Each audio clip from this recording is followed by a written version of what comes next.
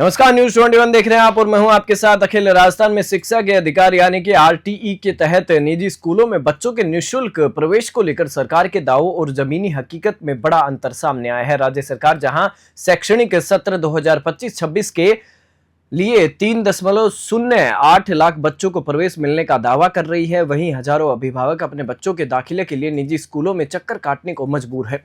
राजधानी जयपुर में ही करीब 10,000 बच्चों को अब तक निजी स्कूलों ने प्रवेश नहीं दिया है, जबकि उनके अभिभावकों को शिक्षा विभाग से प्रवेश स्वीकृत होने का मैसेज भी मिल चुका है। संयुक्त अभिभावक संघ के प्रवक्ता अभिषेक जैन ने इस स्थिति को सरकार का मजाक बताया है। हालांकि शिक्षा मंत्री मदन दिलावर ने आश्वासन दिया है कि आरटीई के तहत पहली कक्षा में प्रवेश रोके नहीं जा सकते और निजी स्कूलों को पाबंद किया जाएगा कि वे प्रवेश न रोके।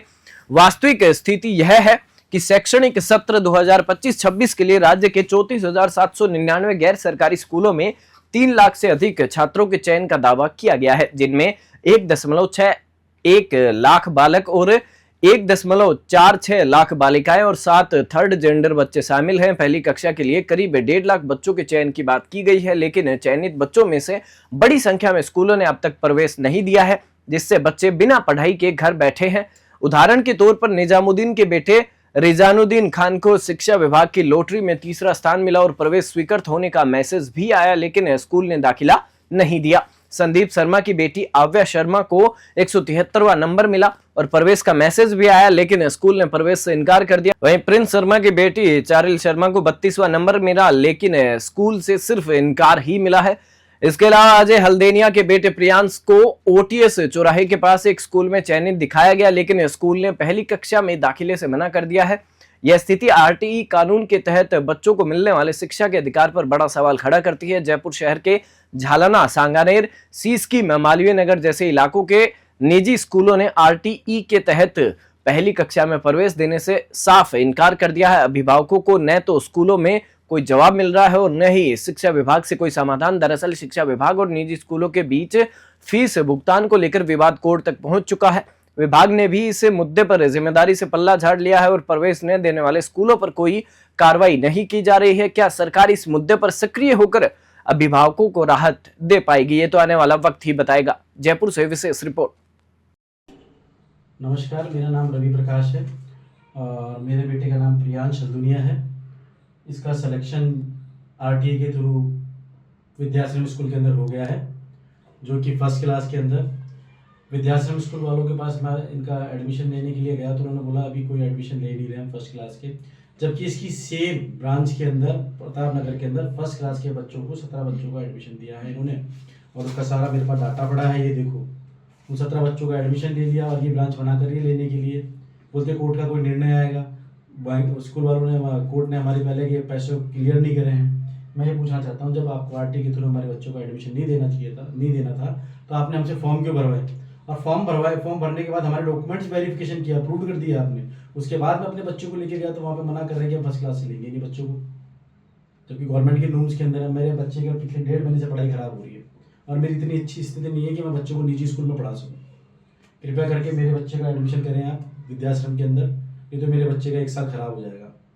मेरी शिक्षा मंत्री से प्लस विद्याश्रम स्कूल के ऑल एचओडीज डिपार्टमेंट से सबसे अपील है कि मेरे बच्चे का एडमिशन ले, जबकि इसका स्कूल के अंदर नंबर आया, सिलेक्शन हुआ इसका और इसका आपने डॉक्यूमेंट्स वेरीफाई करके अप्रूव किया, फिर किस भी पे किया था आपने। कृपया करके मेरे बच्चे का एडमिशन दें, तो मेरे बच्चे का 1 साल खराब हो जाएगा। और ये लास्ट साल था आरटीई के थ्रू जो मेरे बच्चे का एडमिशन हो सकता था, उसके बाद इसका आरटीई का कोई चांस भी नहीं रहेगा। कृपया करके गवर्नमेंट या फिर कोई स्कूल वाले को करके निर्णय निकालो, मेरे बच्चे का एडमिशन दो मुझे। नहीं तो मेरे बच्चे का 1 साल खराब होगा, उसकी जिम्मेदारी कौन देगा? अगर मैं मानता किसी भी स्कूल में नहीं ले रहे होते फर्स्ट क्लास के अंदर, मैं तब मानता कि वो किसी स्कूल में नहीं ले रहे। इसी की सेम विद्याश्रम की सेम ब्रांच के अंदर फर्स्ट क्लास के अंदर 17 बच्चों का एडमिशन लिया गया। एक सिर्फ मेरे बच्चे का इस दैनिक भास्कर के अंदर पास में जो स्कूल है विद्याश्रम, वहाँ पे मेरे बच्चे का एडमिशन आया तो ये ले नहीं रही। कृपया करके सभी इस पे ध्यान दें गवर्नमेंट और एचओडीज, और मेरे बच्चे का भविष्य अंधकार में ना डाल करके इसका सिलेक्शन करें। धन्यवाद। नमस्कार, मेरा नाम राकेश सांगला है और मेरी बच्ची का नाम छवि सांगला है, जिसका आरटी के थ्रू एडवांस क्लास से Malviya Nagar branch number ward number 131 में हुआ है।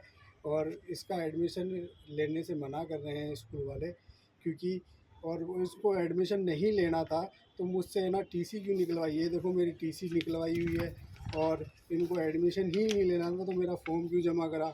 और कृपया मेरा आग्रह है शिक्षा मंत्री मदन दिलावर और शिक्षा संकुल विभाग से, कृपया इन बच्चों का करियर ख़राब ना करें, मेरी बच्ची की तरफ देखें और निर्णय लें।